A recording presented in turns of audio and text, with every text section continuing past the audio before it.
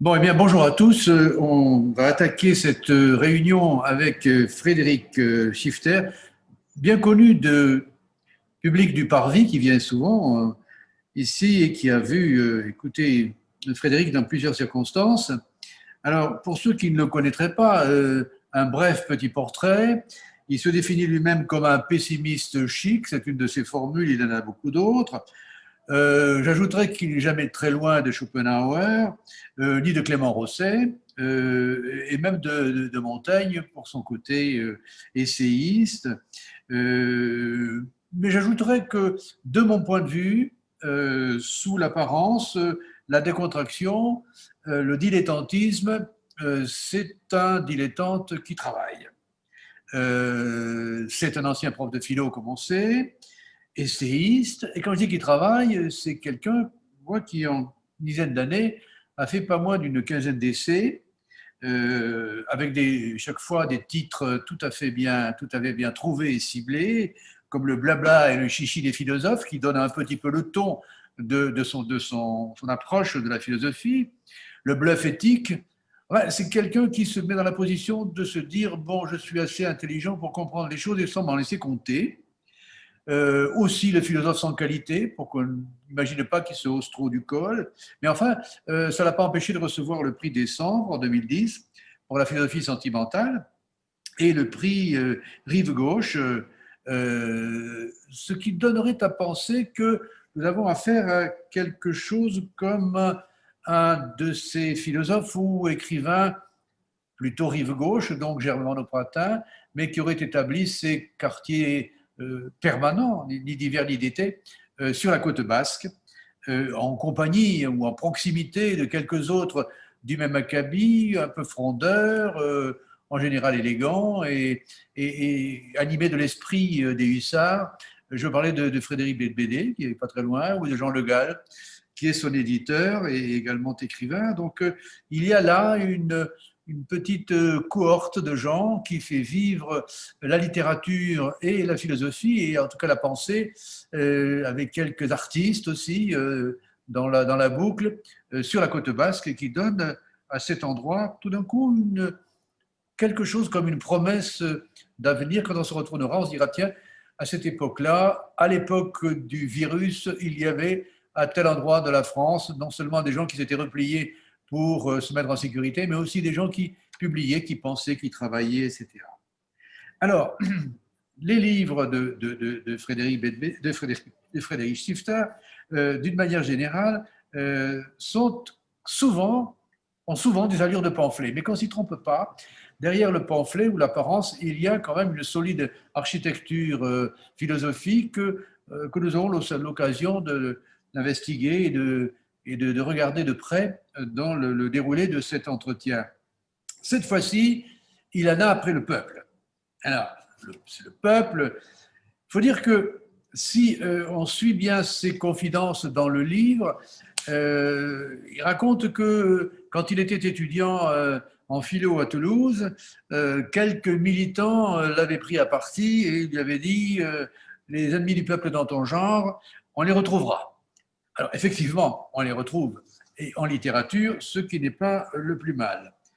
Alors, donc, cette notion de peuple, qui est une notion qui a habité le 18e siècle et aussi le 19e, dans la construction d'un édifice politique en France et même en Europe, ne fait pas chez lui l'objet de la même révérence que chez ses penseurs ou chez les philosophes. Je pense en particulier à Rousseau ou à Kant, mais Frédéric coupe court et ce qu'il dit, c'est que eh ben, pour lui, le mot peuple est un flatus vocis, littéralement un vent de bouche qui n'a d'autre but que d'abuser les gogos. Enfin, si je comprends bien.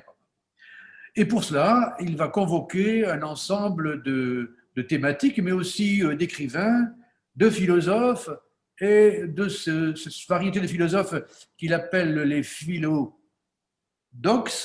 les amateurs de la doxa, c'est de l'opinion publique, et qui se multiplient à la fois dans les médias et dans la presse et dans l'actualité, par rapport auxquels il va décocher un certain nombre de flèches dont on est certain qu'elles lui feront durablement de très bons amis.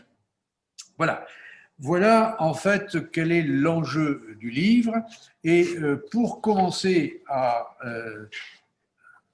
rencontre ensemble, pour le dialogue, je voudrais lui lancer une question. Cher Frédéric, pourquoi vouloir faire un sort à cette notion qui est quand même une notion très noble, qui a occupé de très très grands esprits pendant très longtemps, la notion de peuple? Êtes-vous antipopulaire? Antipopulaire, je ne crois pas. Moi, c'est quand j'entends les politiciens, quand j'entends les intellectuels qui, sur les plateaux de télévision, à la radio, ou alors même quand je lis sous leur plume, on va me dire, enfin, tu n'es pas obligé de les écouter, de les regarder, etc. Mais enfin, néanmoins, il est difficile de les éviter. Et souvent, je note qu'ils utilisent le mot peuple sans jamais interroger le sens de ce terme. Et je comprends bien pourquoi ils ne le font pas, parce qu'ils espèrent en tirer profit. En tirer profit pour leur gloire personnelle, leur petit commerce, je dirais, leur business politique, pour être un peu trivial. Et c'est tout l'intérêt d'un mot comme le mot peuple, justement, non pas d'être vide de sens, mais d'être suffisamment creux pour y mettre tous les sens que l'on veut, de telle sorte que ceux à qui on adresse ce mot puissent se reconnaître.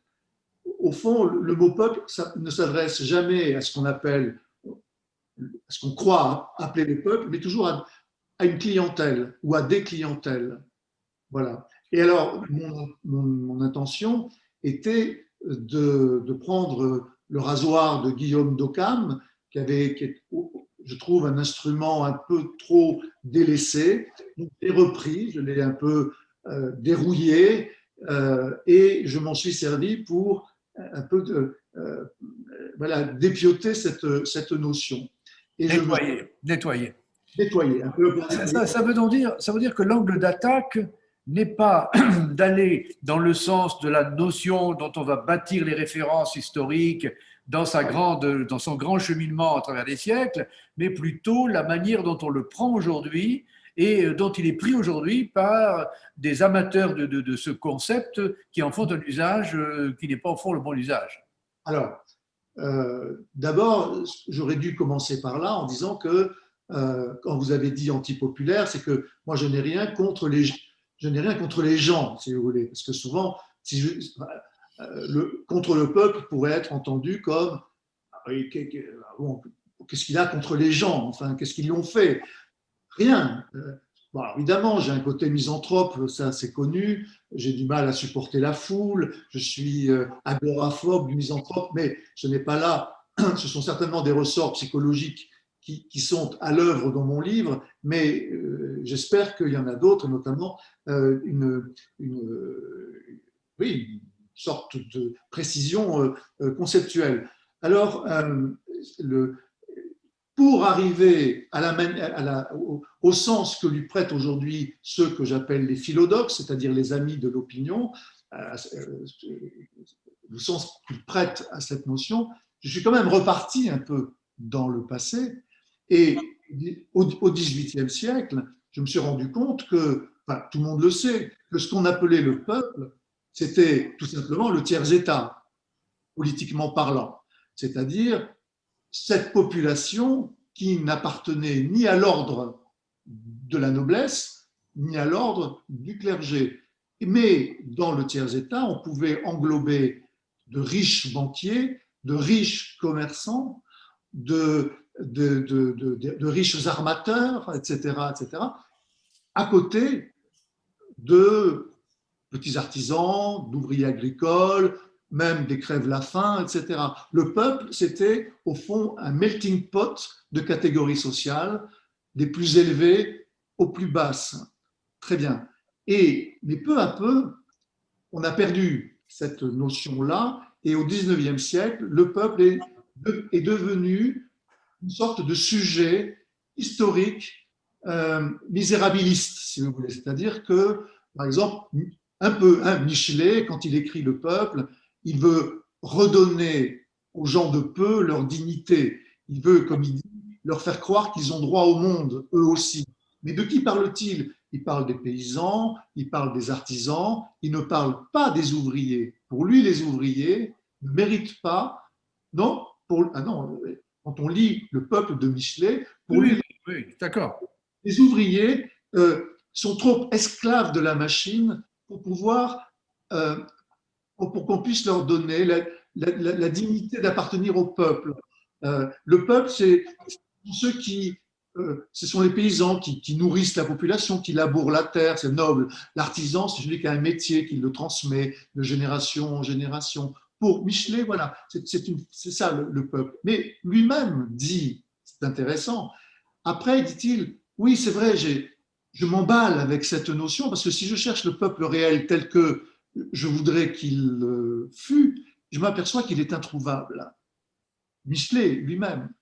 Mais quand même, il a lancé, et avec d'autres, hein, avec Victor Hugo, avec Proudhon, etc., il a lancé un mot qui renvoie à une catégorie sociale démunie, comment dire, oui, enfin, exploitée, etc. Donc, il y a un côté sentimental dans cette notion, mais alors que à la même époque, vous prenez un autre penseur du mouvement ouvrier, Marx par exemple, il n'utilise que très peu cette notion de peuple parce qu'elle lui paraît vague, elle lui paraît romantique, elle lui paraît romanesque, elle lui paraît lyrique, elle lui paraît inutilement sentimentale, et lui il préfère utiliser des termes qui sont sociologiquement précis, la classe ouvrière, etc., ou la bourgeoisie dont il arrive à cerner les contours, etc.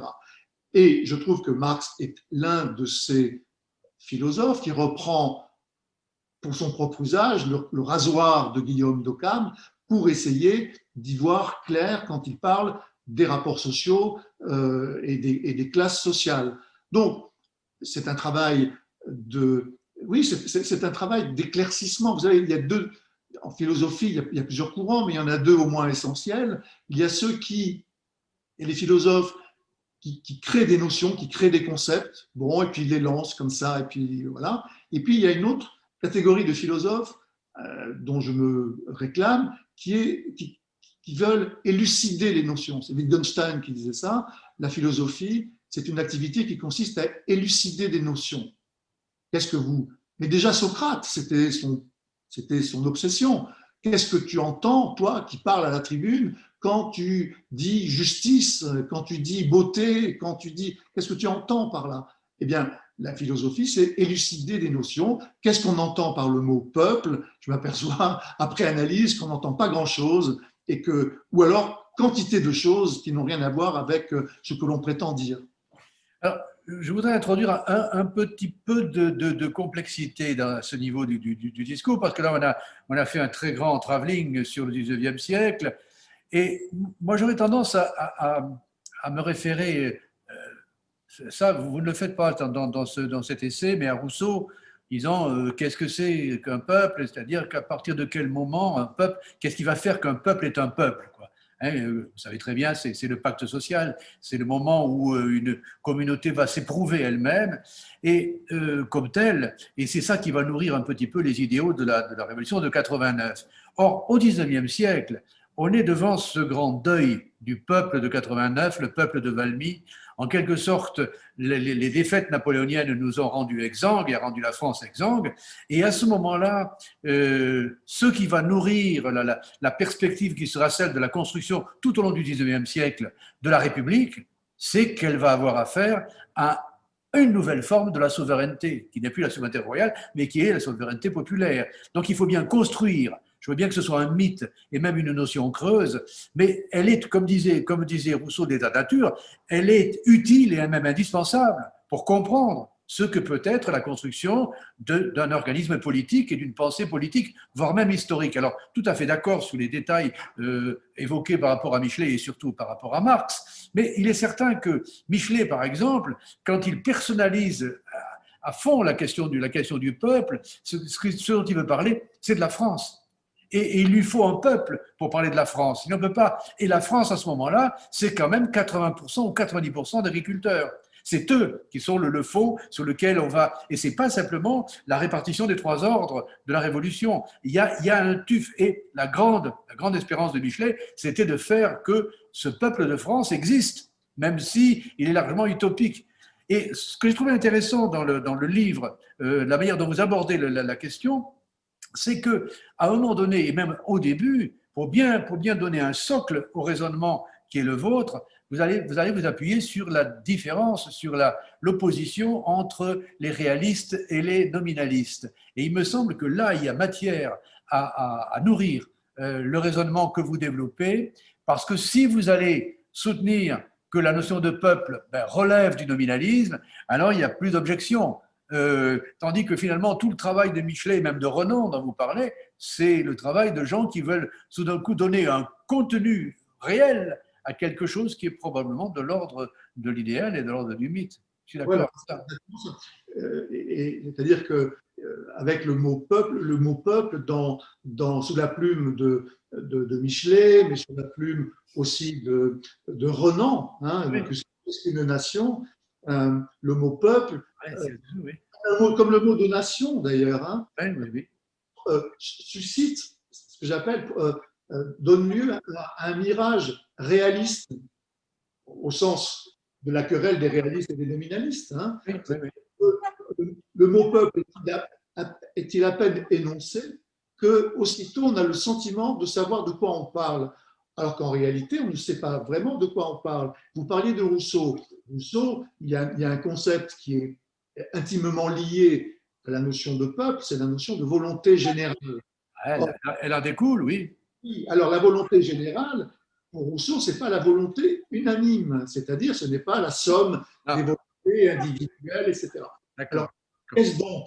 On n'en sait rien en réalité, c'est encore pour moi un flatus bossis, c'est-à-dire encore parce qu'on a du mal à cerner par l'intelligence. C'est par intuition, il faut le deviner, il y a un effet divinatoire dans ces pensées politiques, et ça rajoute, si vous voulez, alors ça rajoute une solennité, la volonté générale, le peuple. On a envie de se prosterner devant ça. Une fois que c'est dit, on n'a plus envie de contester l'affaire. Mais après, quand on rentre dans la réalité, on n'a pas affaire à un peuple, on a affaire à une population.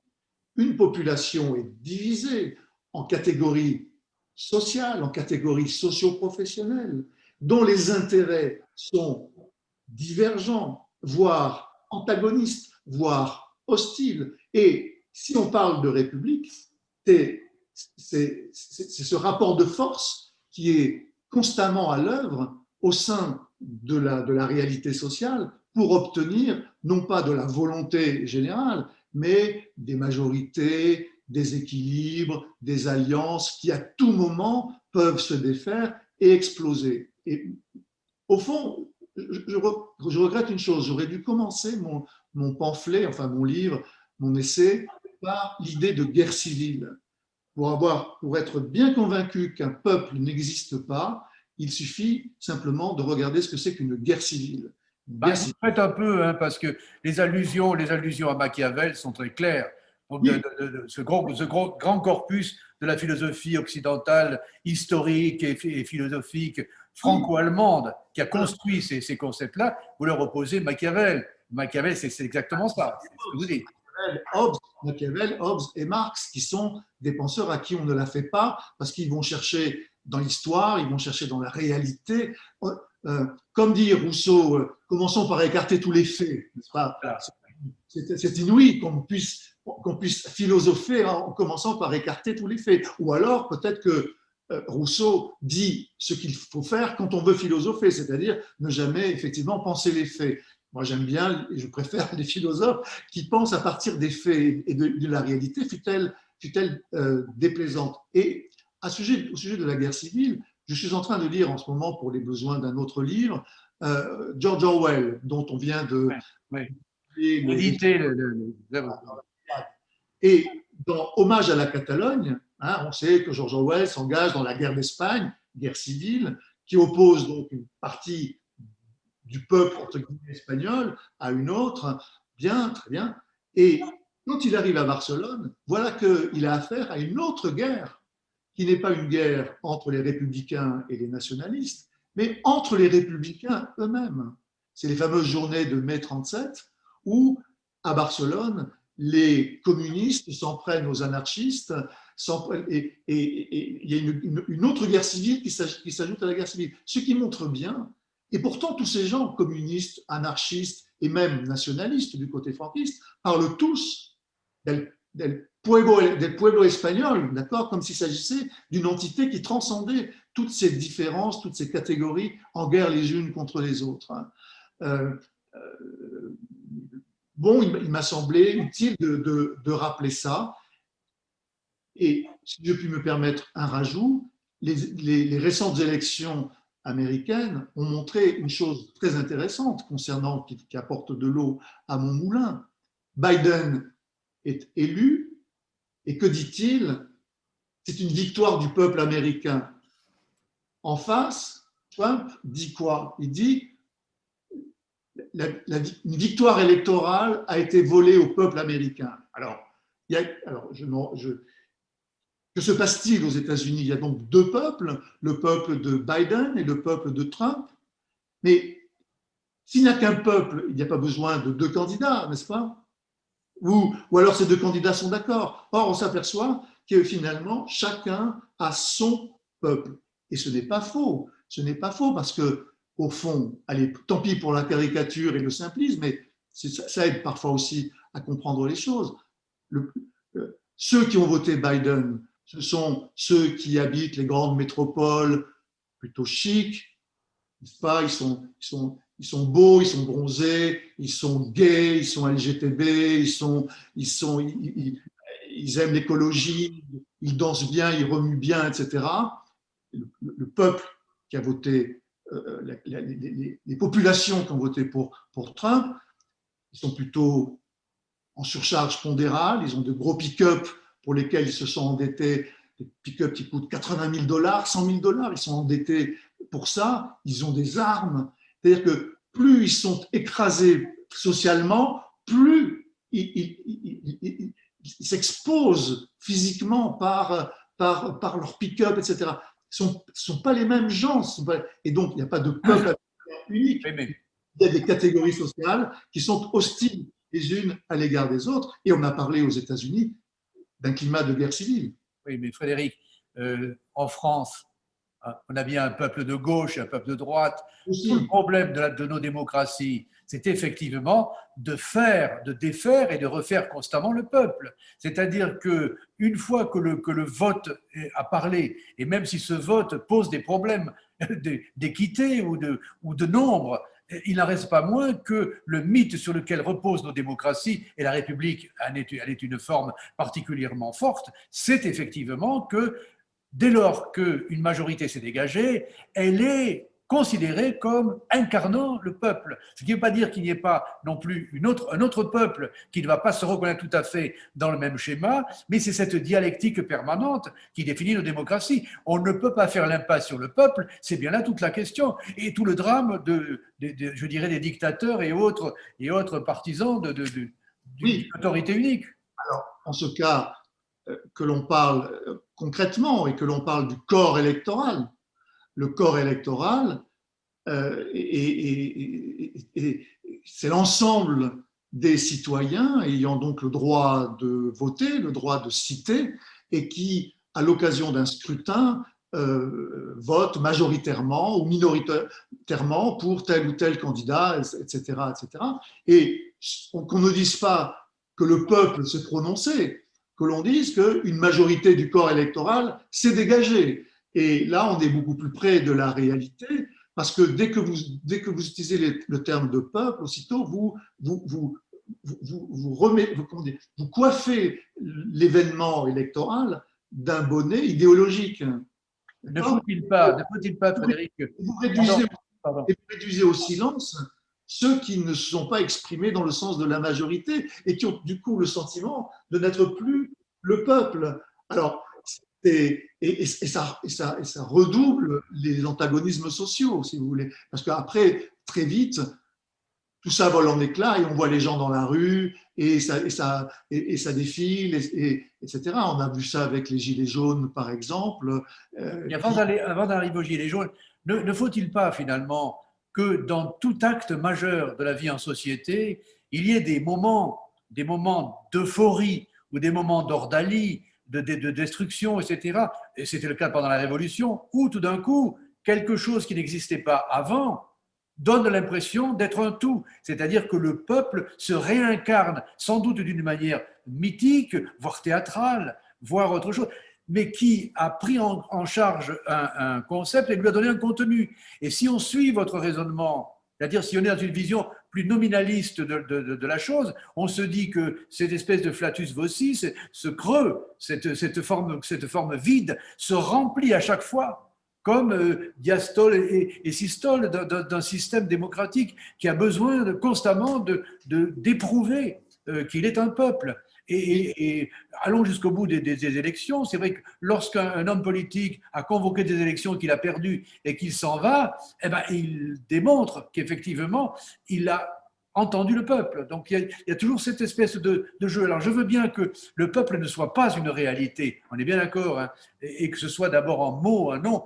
et c'est vrai que c'est un concept aussi, mais toute la philosophie politique se trimballe ce concept et le nourrit autant qu'elle le peut pour lui donner une réalité. Si nous concluons qu'il n'y a plus de peuple, alors il n'y a plus que des individus. Et là, nous sommes dans la société postmoderne, peut-être qui est la nôtre. Voilà, j'en ai dit, mais il n'y a jamais eu que des individus. Je crois que déjà, dès la préhistoire, il n'y a jamais eu que des individus et des rapports de force entre des désirs individuels, singuliers, et dans les sociétés primitives, au fond, peut-être, elles sont les seules qui ont réussi à lier les individus entre eux de telle sorte qu'ils forment un tout. Ce sont des sociétés holistiques. D'ailleurs, on ne parle même plus de peuple, là, on parle tout simplement d'une tribu, d'accord? Alors peut-être que seule la tribu, et je me demande si la notion de peuple n'est pas au fond la notion de tribu élargie à un vaste territoire. On pense le peuple selon les catégories de la tribu. D'ailleurs, ce sont les identitaires qui pensent comme ça. D'accord. Il y a un peuple français, d'accord. Il y a un peuple français avec ses racines chrétiennes, avec son identité propre, et dont certains écrivains déplorent la perte, n'est-ce pas, d'identité malheureuse, hein, pour ne parler que de Finkielkraut, par exemple. Et là, on voit que le peuple, cette notion prend un sens quasiment tribal. Pourquoi? Parce que effectivement, ce sont dans les sociétés primitives, holistiques, qui forment donc des petits tout comme ça, donc des tribus, quoi, qui arrivent à faire en sorte que les désirs singuliers, les désirs individuels, égoïstes, sont d'une certaine façon neutralisés par une pensée mythique, par une pensée unitaire, par le totem, par une pression du groupe, etc. Dans les sociétés démocratiques, donc où on parle de peuple, c'est précisément des sociétés sans peuple, des sociétés sans tribus, ou alors des petites tribus comme on le voit maintenant, les petites minorités avec leurs petites identités, les ceci, les cela, et puis qui ont toujours des réclamations à faire par rapport à d'autres parce qu'elles se sentent lésées, etc. Ce qui rajoute à du conflit, ce qui rajoute au conflit social, évidemment. Ce sont des conflits de minorités. Quelqu'un je ne sais plus qui parle de tyrannie des minorités. Je n'irai pas jusque-là, mais ça les embête bien, n'est-ce pas, qu'il y ait une majorité. Donc la démocratie est le lieu de tous les conflits. Et cela dit, je ne juge pas, hein, ce n'est pas une condamnation. Je note simplement que dans une démocratie, la notion de peuple est peut-être la notion la plus vacillante qui soit. Et quand un élu, un président part parce qu'il a perdu les élections, c'est pas le peuple qui s'est prononcé, c'est que la Constitution l'oblige à partir dès lors qu'une majorité n'est plus en sa faveur. Moi, je préfère, encore une fois, alors on peut, par des raccourcis de langage, des facilités de langage, théâtraliser l'affaire. Et d'ailleurs, les politiciens ne manquent pas de le faire, mais les politiciens sont les politiciens. Et je dirais les philosophes sont les philosophes. Et quand les philosophes parlent comme des politiciens, je les appelle des philodoxes, c'est-à-dire les amis de l'opinion. Voilà, là on y vient. D'accord. Ça, c'est la chose suivante. On va dire que sur le premier point de notre discussion, en fait, on comprend bien, hein, vous n'êtes pas rousseauiste, vous n'êtes pas kantien, vous êtes machiavéliste. Hein. C'est donc cette idée-là qu'au fond, ce sont les coalitions d'intérêts, les luttes d'intérêts et les groupes et les tribus, etc., qui fondent la société. Donc, bon, on va acter ça. Mais par contre, là où ça devient plus intéressant, c'est lorsque vous allez nous dire, oui, mais alors ceux qu'on voit dans les médias et ailleurs, qui prennent la parole au nom du peuple, en fait, ce n'est pas des sophistes comme on pourrait le penser, parce que vous avez en fait une certaine révérence pour les sophistes, et vous nous direz pourquoi. Ce sont des philodoxes, c'est-à-dire finalement des gens qui flattent l'opinion, on aurait dit en d'autres temps des démagogues, mais je voudrais que vous en disiez plus loin, parce que vous avez formé là un concept dont il faut nous expliciter les tenants et aboutissants. Oui, alors, ça m'arrive peu de créer des concepts, donc si j'avais créé dans le temps le blabla et le chichi, mais bon, alors, je ne suis pas sûr que ça m'ait rendu grand service. Mais là, donc, en voilà un, philodoxe, qui veut dire l'ami de l'opinion, pour le distinguer simplement du philosophe, n'est-ce pas? Bon, alors, alors le sophiste de l'Antiquité, mon Dieu, quand j'étais étudiant, que ne disait-on de mal à propos du sophiste, des sophistes, ces mercenaires du verbe qui vendaient leur savoir aux plus offrants et aussi aux plus arrivistes, aux plus opportunistes. Bon. Mais en fait, les sophistes étaient les ancêtres des nominalistes. Qu'enseigne le sophiste? Que les mots ne sont que les mots. Et qu'en les arrangeant de telle ou telle manière, on peut leur faire dire ceci ou cela. Je peux défendre, je peux être l'avocat d'Hélène qui part avec Paris et dire qu'elle a bien fait de partir avec Paris, même si ça a déclenché la guerre de Troie, mais je peux être aussi le procureur qui la condamne en disant qu'elle a trahi son mari, puis la nation grecque ou je ne sais quoi. Donc, tout dépend. Et ce que les sophistes montrent, c'est que le langage, les discours sont ployables, comme dirait Montaigne, ployables et utilisables à toute fin.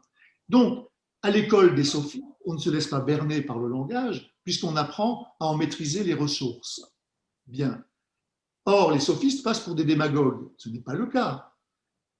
Ils peuvent effectivement aider un démagogue à faire carrière, mais ils peuvent très bien aider des gens qui l'écoutent à voir que son discours est truffé de paralogisme. C'est ça la sophistique, c'est une école de l'utilité pragmatique du langage. Les philosophes, en principe, ceux dont je me réclame, élucident les notions. Ils sont, dans une certaine façon, dans la lignée des sophistes. Les philodoxes, eux, alors, quelles sont leurs motivations? Je pense que c'est la carrière uniquement, c'est la popularité, c'est la notoriété. Ce sont des gens qui viennent de l'université, du milieu culturel, donc des gens cultivés, hein, diplômés, mais qui se nichent dans un espace de la société et qui tentent de rivaliser avec une autre classe qui est la classe des politiciens. Alors des fois, ils s'allient, hein, on peut les trouver dans telle ou telle famille politique, parfois même ils en font partie, mais et on voit qu'ils en fait, ils entourent la réalité de concepts flous, comme par exemple celle du peuple. Je pense, j'anticipe un peu avec la question des gilets jaunes, pour des intellectuels de droite, l'ébullition des gilets jaunes a été un réflexe de l'identité française, un réflexe d'autodéfense de l'identité française, du peuple français. Rioufol, Finkielkraut, Zemmour, Renaud Camus, je ne parle même pas de l'autre zigoto là, ce sont des gens qui ont vu là un sursaut du peuple, mais attention, du peuple français. Bien. D'autres ont vu le peuple, mais sous un autre angle. Le peuple sur le mode de gauche, révolutionnaire, qui contestent le capitalisme, etc., ouverts aux différences culturelles. Bref, à les écouter les uns et les autres, sous la chasuble jaune, il n'y avait pas les mêmes gens. C'est très étonnant. Tout simplement parce qu'ils ils cherchaient chacun une clientèle, en quelque sorte. Et ils l'ont trouvé, d'ailleurs. Mais ce que je note, c'est que, pauvre Philodoxe, c'est que, oui, les gilets jaunes ne leur ont pas tellement rendu la monnaie de leur pièce, puisqu'ils ont plutôt, eux, les gilets jaunes, apprécié le soutien des people, des animateurs de télé, des acteurs de cinéma bas de gamme, etc. C'était très étonnant de voir à quel point les gilets jaunes ignoraient pourtant ces philodoxes qui se penchaient sur leur cas. Un mot à ce niveau. Est-ce que, par hasard, n'auraient-ils pas tous eu raison, mais pas en même temps? Est-ce que le phénomène des Gilets jaunes ne s'est pas d'abord présenté comme une sorte d'insurrection qui n'avait pas de nom ni de forme et qui était peut-être partie des profondeurs de la société, avant non pas de se structurer comme se devrait le faire tout mouvement politique ou en devenir politique, mais d'être repris par des influences diverses, des perturbations diverses qui ont fait évoluer ce mouvement au fil du temps. Je me demande si dans 5 ans, dans 10 ans, lorsque les historiens reprendront ce mouvement et l'analyseront avec attention, ils ne verront pas apparaître, comme on disait tout à l'heure du peuple, quoi, une notion évanescente et en mutation. Si on n'a pas eu tout d'un coup des gens qui ont été ceci, puis cela, et que finalement les forces politiques qui les habitaient ou qu'ils ont traversées n'avaient pas essayé de nourrir pour en faire quelque chose qui n'a pas abouti d'ailleurs, puisqu'on allait toujours au même point et que ce phénomène ne se serait probablement pas dégonflé s'il n'y avait pas eu un virus qui était venu le perturber profondément. Donc, même phénomène que pour le peuple, quoi, en quelque sorte. Oui, je suis bien d'accord avec vous, parce que les gilets jaunes, individuellement, quand on leur posait la question, mais qui êtes-vous, ils disaient, nous sommes le peuple. Mais après, de rond-point en rond-point, on voyait bien que le rond-point d'un côté n'était pas tellement dans... Enfin, il y avait des querelles de rond-point comme il y a des querelles de clochers, si vous voulez. Et donc, n'oublions pas qu'à l'intérieur du mouvement, il y a eu des menaces de mort qui se sont, comme ça, manifestées, enfin, qui se sont énoncées. Il y a eu des gens qui ont été obligés d'être protégés par la police. Enfin, c'est un mouvement qui n'était pas du tout uni. Alors, moi, encore une fois, plutôt que de... Alors bien sûr, ce n'était pas le peuple, c'est une catégorie de la population, très certainement. Oui, des plus démunis, très certainement. Oui, enfin bon. Mais là, c'est comment dire, l'écrivain, l'auteur, enfin je ne sais pas comment dire, pas un théoricien, mais l'observateur qui m'a permis d'y voir un peu plus clair dans cette affaire de Gilets jaunes, c'est Tocqueville. C'est lui qui invente la notion de classe moyenne, parce que quand il va en Amérique, il voit ce que c'est que cette démocratie. C'est une démocratie. Chez lui, la notion de peuple qu'il utilise varie. Il utilise invariablement peuple ou classe moyenne. Et dans cette classe moyenne, il établit des distinctions. Il essaye de clarifier la situation. Il y a la classe moyenne inférieure, il y a la classe moyenne moyenne, et il y a la classe moyenne supérieure. Ce à quoi on a assisté avec les Gilets jaunes, c'est, me semble-t-il, la révolte de la classe moyenne inférieure. Il n'y a pas de prolétariat, il n'y a plus de prolétariat au sens où l'entendait Marx. Pour Marx, un prolétaire, c'est celui qui vend sa force de travail pour pouvoir toucher un salaire suffisant pour pouvoir se nourrir et revenir au travail le lendemain. Là, ce n'est pas du tout ça. Ou alors c'est un néo-prolétariat, puisque au fond, les prolétaires d'aujourd'hui, entre guillemets, ils ont des cartes bancaires, ils ont des allocations chômage, ils ont une retraite, ils ont des voitures, ils ont des pavillons, ils ont des ceci, ils ont des ça. Ils ont ce que cherchaient à avoir les classes moyennes émergentes dans les années 60, et ils l'ont. Le problème, c'est qu'aujourd'hui, ces classes moyennes inférieures n'ont plus du tout l'espoir de pouvoir se hisser au rang de la classe moyenne, et encore moins, bien sûr, au rang de la classe moyenne supérieure. Du coup, ce qui s'est manifesté, c'est ce que Tocqueville appelle cette passion égalitariste qui donne lieu à l'envie. Ce que dit Tocqueville, l'envie, c'est se dire, mais c'est une espèce de quiproquo, c'est pour ça encore que le nominalisme est important, cette espèce de quiproquo euh, qui fait que on confond l'égalité des droits avec l'égalité des conditions. Et quand et l'égalité des droits, on peut dire qu'elle est grosso modo acquise, mais quand on voit que l'égalité de droit, on n'a pas droit justement à l'égalité de conditions, alors ça crée une colère, ça crée cette passion de l'envie qui peut être dévastatrice. Enfin, on vient saccager les centres-villes où il y a des espaces verts, où on roule en trottinette électrique, où on roule en vélocipède électrique, où les façades sont tout à fait refaites, enfin, etc. Et pourquoi? Qui habite là? C'est la classe moyenne ou la classe moyenne supérieure. Comment se fait-il que, en ayant les mêmes droits que ces gens-là, on est moins qu'eux, on possède moins qu'eux? C'est une colère, je comprends très bien, c'est l'envie, une espèce de ressentiment, et au lieu de s'en prendre au grand capital, mais là, jamais les Gilets jaunes ne s'en sont pris aux patriciens, jamais ils ne s'en sont pris à la classe supérieure, jamais, jamais. Ils s'en sont pris à la Macronie, c'est-à-dire à ceux qui, au pouvoir, incarnent cette classe moyenne, à qui tout réussit, les élus de la mondialisation heureuse, on va dire ça comme ça, si vous voulez.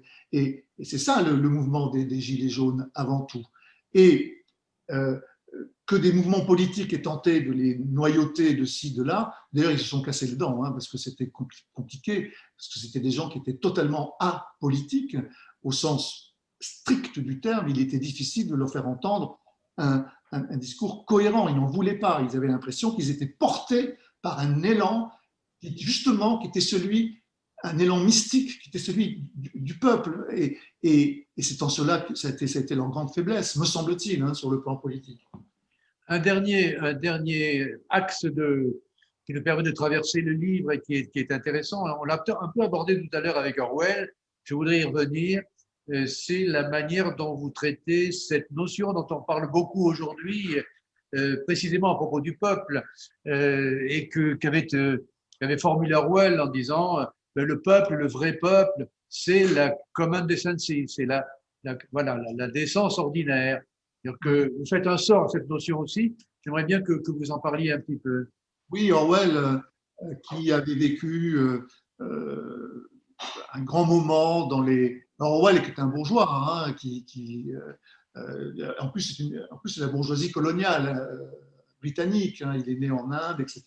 Et quand il fait ses études en Angleterre, il a un peu honte de son statut social et il décide de voir un peu comment vivent, un côté chrétien, un peu, je dis, comment vivent les plus démunis.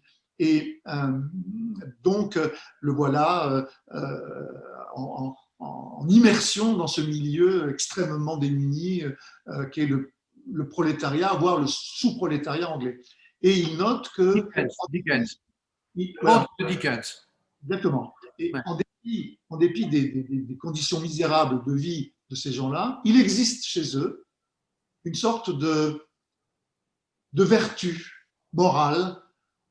Alors, c'est la solidarité, c'est une espèce de chaleur humaine, une espèce de fraternité spontanée. Ce sont des gens qui n'ont pas de morale au sens où on les éduque avec, où on leur bourre le mou avec de la morale. Non, c'est la common decency, cette décence commune, c'est savoir d'instinct qu'il y a des choses qui se font et des choses qui ne se font pas. Vous n'y croyez pas, vous n'y croyez pas. Vous n'y croyez pas. J'ai du mal à le croire. Si on prend des exemples, on revient aux Gilets jaunes où ils se menaçaient de mort en permanence parce qu'il y en avait un qui avait le toupet de prendre la parole plus que l'autre et qu'on voyait plus souvent à la télévision que les autres, etc. Donc, et alors, ils étaient du même milieu social. Rappelez-vous, au moment du Covid, les gens qui envoyaient des lettres de dénonciation parce qu'une infirmière avait le toupet de garer sa voiture devant une résidence, qui envoyait des lettres de menace en disant « Madame, sortez de là, vous allez nous contaminer, etc. » Bon, les anonymes, dont Orwell fait grand cas, envoient des lettres anonymes, d'accord? Donc, je ne crois pas que la vertu morale soit le propre des pauvres. Pardon, une objection là. Vous ne croyez pas quand même, pardon, Pardon, Frédéric, une objection. Vous ne croyez pas que, par exemple, ce que découvre Orwell, c'est que finalement, cette population qui n'a pas encore été structurée en bourgeoisie ou en classe dominante, c'est vraiment sa théorie, n'a pas été en quelque sorte pervertie par les dimensions sociales qui sont celles de la jalousie, de la rivalité, de la préférence, etc. Et au fond, on retrouve Rousseau exactement dans la même chose, une idée qu'il y a peut-être, sinon un état de nature, du moins un état de décence qui fait qu'on ne se prête pas à ce qui est le travers ou le défaut majeur des sociétés développées, qui est une espèce d'insolence et en quelque sorte de morgue et d'absence de sens moral en se permettant tout. Voilà ce qu'il veut dire quand même. C'est l'opposition entre la bourgeoisie victorienne et le prolétariat industriel. Je suis bien d'accord. Le Parti communiste ne disait pas autre chose. Hein. Je suis bien d'accord. C'est pour ça qu'aux États-Unis, ce sont les grands bourgeois, naturellement, qui lynchaient les Noirs. Non, n'est-ce pas? C'était le prolétaire américain blanc qui lynchait les Noirs, qui les pendait haut et court, tout simplement parce qu'ils étaient noirs. C'est ainsi qu'on a vu les travailleurs italiens, quand ils sont arrivés à Nice et à Marseille, ils ont été l'objet de pogroms de la part des ouvriers parce qu'ils ont eu peur que entre guillemets, que les macaronis viennent leur piquer leur boulot. Il y a eu des massacres, etc. Il y a eu, dans les populations démunies, enfin dans les basses classes, il y a des réflexes collectifs, violence inouïe. Comme dans les hautes, Partout, mais avec d'autres moyens. Et comme partout, Marc, comme partout.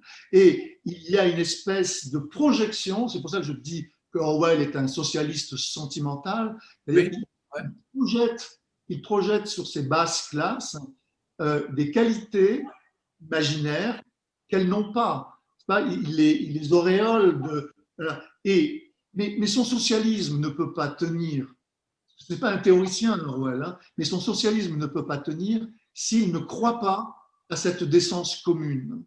Oui, de même que Rousseau ne tient pas s'il ne croit pas que l'homme sort bon des mains du Créateur, si vous voulez, contre toute évidence, hein, encore une fois. Hein. Mais il est vrai que Rousseau balaye les faits, mais j'ai l'impression que Orwell aussi.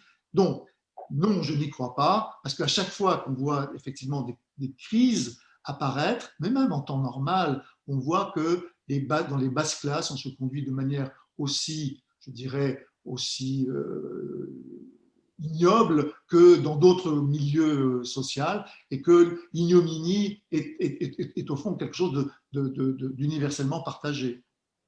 Le dernier mot sur Orwell, je trouve que vous lui faites un sort un peu sévère, parce que c'est quand même un grand visionnaire. Hein. 84, c'est pas n'importe qui peut écrire ça, ni même La ferme des animaux. Donc il avait une certaine lucidité par rapport au monde. Qu'il ait eu ce côté sentimental, oui. J'ai noté que vous avez, à un moment donné, critiqué Orwell en disant, bon, au fond, en Birmanie, il était là-bas un peu comme un officier anglais. Moi, j'ai lu le livre d'Orwell sur la Birmanie. C'est pas ça du tout. C'est un de ses premiers livres. Il analyse beaucoup le colonialisme anglais des Indes. Il analyse le rôle que les Birmans vont jouer, d'ailleurs, dans l'armée des Indes. Et il y a beaucoup de lucidité chez lui. En même temps, et je crois qu'il n'était pas dupe. Simplement, peut-être voulait-il croire que la nature humaine est bonne. Et évidemment, on tombe là sur les questions de tempérament. Est-ce que vous-même, Frédéric, vous n'êtes pas quelqu'un qui voulait à tout prix que la nature humaine soit mauvaise? Non, mais, quand même, le premier désir d'Orwell quand il sort de Eton, c'est de s'engager dans la police coloniale. Il fallait bien qu'il ait un job. Eton lui permettait d'aller vers d'autres carrières, si vous voulez. Non, il choisit la police coloniale, connue pour ses méthodes les plus brutales. Et on manie la trique. Et il était officier formateur des jeunes recrues.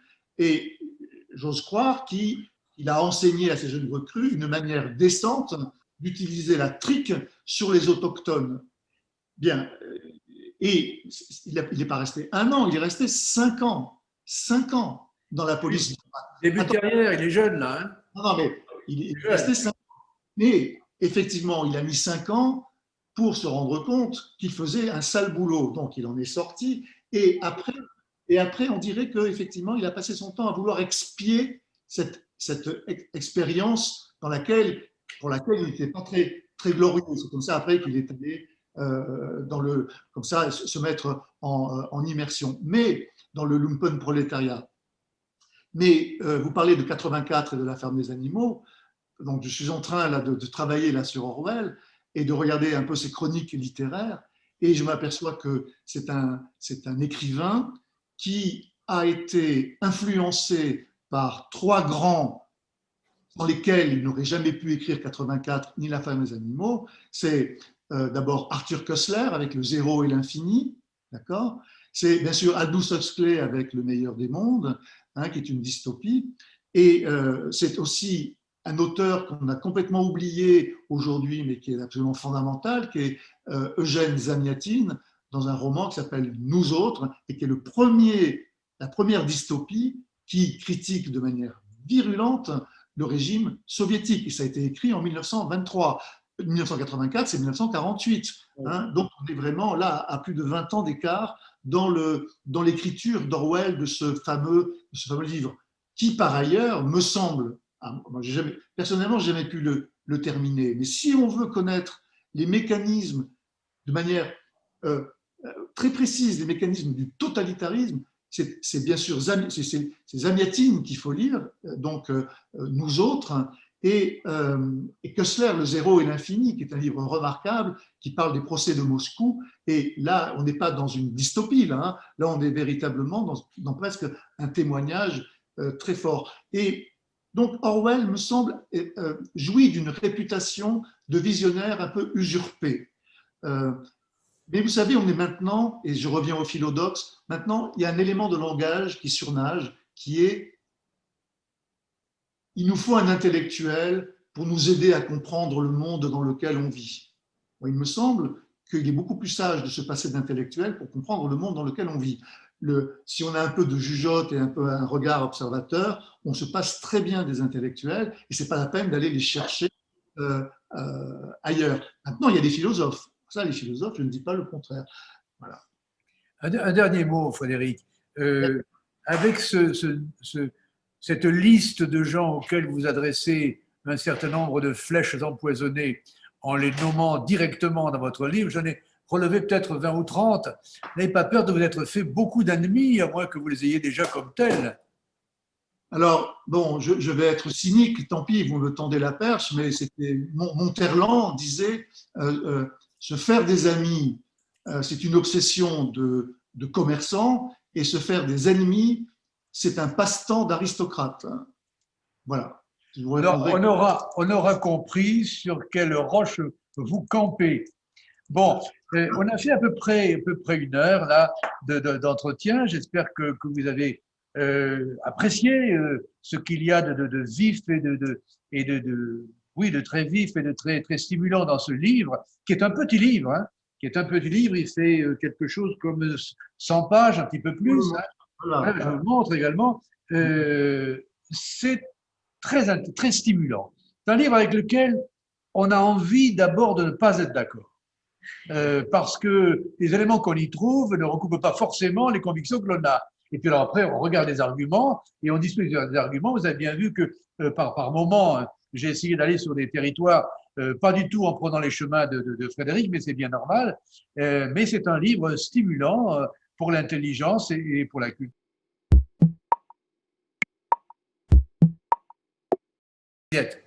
Ça marche? Oui. Oui. Alors, merci beaucoup pour cette présentation et cette intervention. Il y a quand même une question que je me pose, parce que ce que j'entends, c'est que, au fond, l'idée de peuple n'a pas d'essence. L'idée de chercher une essence derrière ce terme, évidemment, semble complètement farfelue. Et en cela, moi, je rejoins bien ce que Frédéric a développé. Mais d'un autre côté, puisqu'on a fait mention, par exemple, de Hobbes, on sait que Hobbes conserve l'idée du peuple. Hein, dans le Léviathan, on a quand même cette expression majeure qui est son expression latine, salus populi suprema lex. le salut du peuple, c'est la loi suprême. Et donc, cette idée de peuple, qui est pourtant ici composée d'individus qui transfèrent leur pouvoir, leur souveraineté dans la figure du Léviathan, de l'État, elle semble quand même requise pour maintenir la forme même du pouvoir. Mais donc, est-ce qu'on peut vraiment se passer du terme, même s'il n'a pas d'essence? Au fond, est-ce que ce n'est pas une forme nécessaire à l'exercice du pouvoir? Et dans le même temps, j'en profite pour signaler, puisqu'on a aussi mentionné Machiavel, Machiavel définit clairement le peuple comme finalement cette multitude qui a conscience de ne pas participer à l'exercice du pouvoir, qui en est définitivement exclue, le pouvoir étant réservé à la fois aux princes, mais également aux grands. Il est néanmoins requis et même majeur pour le prince d'avoir la conscience de l'existence d'un peuple, parce que c'est une force. Certes, c'est une multitude, mais cette multitude, il est nécessaire de la nommer. Et donc, on retrouve ici la nécessité du mot, et cette nécessité du mot est peut-être aussi une nécessité politique. Alors, j'aimerais entendre Frédéric sur ce point. Merci. Merci Didier. Alors, bien sûr que c'est une nécessité politique. Il faut, quand il n'y a pas d'essence, on va chercher un mot qui fait croire qu'il y en a une. Et c'est un vent de bouche grâce auquel on peut faire croire, qui suscite ce que j'appelle un mirage réaliste.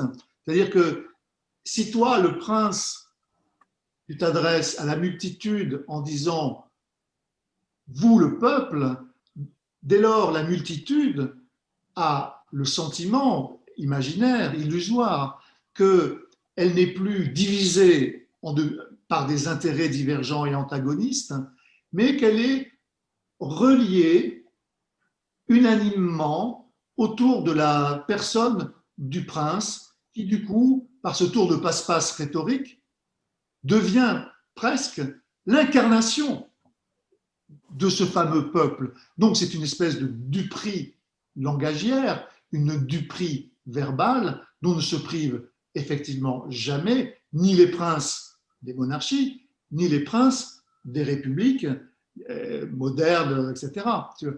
Pour en revenir à Hobbes, Hobbes, à un moment donné, c'est dans le Léviathan aussi, il dit le peuple, c'est le souverain, qu'il soit le prince, qu'il soit l'assemblée. C'est-à-dire que à un moment donné, il faut faire abstraction, politiquement parlant, il faut faire abstraction si on veut gouverner. Hein. Il y a le point de vue anthropologique qui prend en considération l'existence réelle des individus séparés avec leurs désirs respectifs.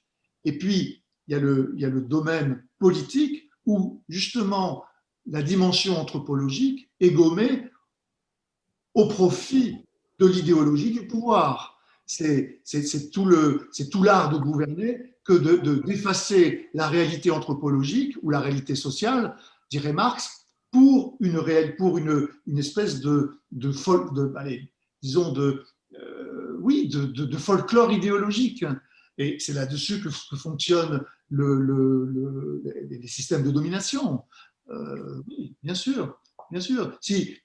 Et même à un petit niveau, même sans être un prince, candidat, par exemple, quand Mélenchon dit le peuple, il a l'air de parler au nom du peuple, il dit la gauche peut bien mourir, mais le peuple ne disparaîtra jamais. Il a l'air de dire, donc le peuple, en l'occurrence, j'en suis le porte-parole. Quand Marine Le Pen dit le peuple, je suis la candidate du peuple lors de la dernière élection. Lorsque Macron dit, mais comment, si parler au peuple sans l'intermédiaire des appareils, c'est être populiste. Alors oui, je suis populiste. Alors tout d'un coup, tous ces gens-là, avant même d'avoir le pouvoir, s'adressent à une entité c'est-à-dire à des individus, ils regroupent sous une espèce de mot collectif abstrait et ça permet de fédérer des désirs, ça permet de fédérer des volontés, ça permet de fédérer tout ça. Mais en réalité, ça n'enlève rien les divisions, les antagonismes, les intérêts divergents. Simplement, c'est pour le moment de l'élection, on a besoin de faire croire à cette unité.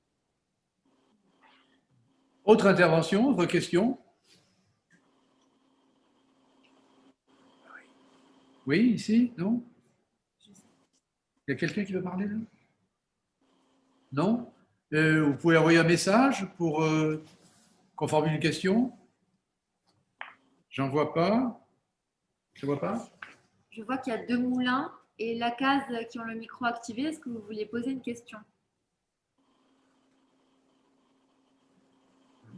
Non? Non, je vois rien. Alors, pour conclure, je vais reprendre une définition que Frédéric Schifter donne de lui-même quand il dit moi, on ne me la fait pas, en gros, hein, je ne vais pas me laisser emballer par des concepts creux. Sa position est une position lucide, quelquefois un peu, je trouve, un peu cynique, mais au sens ancien du terme. Et c'est surtout la position d'un dandy, il se définit comme tel, qui fait dans le pessimisme chic. Alors, je voudrais qu'il m'explique ce terme de pessimisme chic. J'y vois beaucoup de provocation, évidemment, et d'ironie par rapport à lui-même, mais j'aimerais bien qu'il formule la définition de ce mot, à moins qu'il ne l'ait pas tenu et qu'on l'ait tenu pour lui. Oui, là, exactement. Alors, pessimiste chic, c'est la manière dont mon ami Clément Rosset me définissait. Ah, voilà. Oui, dès que je lui formulais une objection contre sa théorie que je trouvais un peu bizarre du, du tragique, alors il opposait, je ne sais pas, de manière très artificielle, le tragique et le pessimisme, alors il avait écrit une quantité de livres sur Schopenhauer. Bon, bref, et au fond très peu sur Nietzsche en réalité, peut-être un seul. Et alors, donc, alors il m'envoyait bouler comme ça très gentiment. Il me disait bon, ça c'est le pessimiste chic qui parle. Voilà. Et je trouvais très amusant cette expression, cette espèce de pic qui me. Voilà, et je l'ai reprise à mon compte, effectivement, pour en hommage à mon ami Clément. Et puis, bon, c'était amusant. Donc voilà, c'est une private joke, si vous voyez la chose. Un dernier mot. L'intellectuel dans la société contemporaine. L'intellectuel auquel vous faites crédit ou auquel on devrait faire crédit, m'a semblé comprendre dans ce que vous disiez que c'était surtout quelqu'un qui n'exerçait aucun pouvoir. Oui. Ça? Non. Non. Alors, pardon. L'intellectuel, c'est précisément l'écrivain, le philosophe, mais le professeur, l'universitaire, bon, qui sort de son domaine d'action, enfin son domaine intellectuel, si vous voulez, qui est l'écriture, le roman, la poésie, la philosophie, l'enseignement philosophique, pour aller sur le terrain de l'opinion, comme on dit, de l'opinion publique, et prendre part à des débats politiques en pensant qu'il a les compétences requises pour apporter ses lumières au débat public. Alors on va dire, mais que vous lui reprochez-vous? C'est un citoyen, après tout. Il a le droit de s'exprimer comme les autres. Sauf que ce n'est pas tout à fait vrai, car quand il a quitté sa tour d'ivoire ou son bureau ou sa chambre ou je ne sais quoi, et quand il est sur un plateau de télévision ou sur un tonneau comme Sartre par exemple, aux sorties des usines de Renault-Billancourt, il oublie chez lui la rigueur philosophique, il oublie chez lui le souci de l'exactitude des mots, il oublie chez lui une certaine honnêteté du travail, de son travail intellectuel qui consiste à être rigoureux, à être précis, et sous prétexte qu'on s'adresse à des gens non spécialisés, là, il tombe dans le simplisme.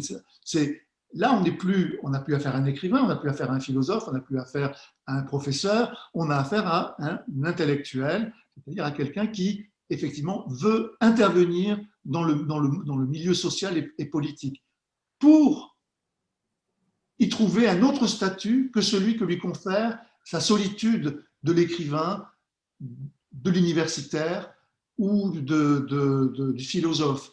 Et on a le sentiment, c'est pour ça que j'appelle le philodoxe, c'est-à-dire l'ami de l'opinion, parce que l'opinion, elle est partout. Et aujourd'hui, elle est aussi sur les réseaux sociaux. Il est étonnant de voir des entre guillemets, des philosophes, des intellectuels qui ont tous un compte Twitter, un compte Facebook, un compte ceci, cela, parce que tous les canaux de l'opinion sont bons pour eux pour y aller d'un couplet, d'un tweet, d'un aphorisme bien senti, etc., avec l'espoir fou de changer l'opinion des gens. En fait, tout ce qu'ils récoltent, c'est des insultes.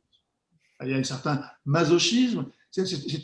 L'intellectuel, enfin, pour moi, c'est la misère intellectuelle totale, si vous voulez. Il faut qu'il reste chez lui, il faut qu'il pense, il faut qu'il écrive dans le silence de son bureau, dans le silence de sa chambre, et qu'il ne tente pas d'aller jouer un rôle. Enfin, c'est ridicule. Ou comme, pardon, Michel Onfray qui va en Arménie pour essayer de sauver les Arméniens, d'accord? C'est grotesque cette affaire-là. Comme BHL allait, je ne sais plus où, au Darfour pour essayer de sauver ces gens-là qui ne le connaissent pas, qui s'en fichent éperdument. C'est tout ça simplement pour avoir une posture, un rôle, une espèce de dimension que ne leur offre peut-être pas leur simple talent de penseurs ou de philosophes ou d'écrivains. Il faut absolument qu'ils, par cercle concentrique, ils espèrent trouver une espèce de notoriété, vous voyez, comme ça, voilà. Et on dira simplement pour conclure que le livre qu'on vous présente là est habité par polémos et par le goût de la polémique, de la provocation. Je vous le conseille pour la lecture et comment dirais-je, que vous soyez d'accord ou pas d'accord avec les thèses de Frédéric, ça ne vous laissera pas indifférent et même pourquoi pas, vous pourrez poursuivre avec lui par voie postale ou ailleurs le débat qui a été engagé, que j'ai trouvé fort passionnant ce soir. Merci Frédéric. Le livre est publié chez Séguier. Il coûte 14 €. C'est pas ruineux. C'est un beau cadeau de fin d'année à mettre dans le sabot si vous en avez encore. Merci à tous. Merci à vous Frédéric. Merci beaucoup. Et à la prochaine fois parce que je crains que nos débats désormais, pendant un certain temps, ne se fassent que sous cette forme de visioconférence puisque, comme on dit avec ce affreux néologisme en présentiel, ça devient difficile. Bonne soirée à tous et bonne fin d'année.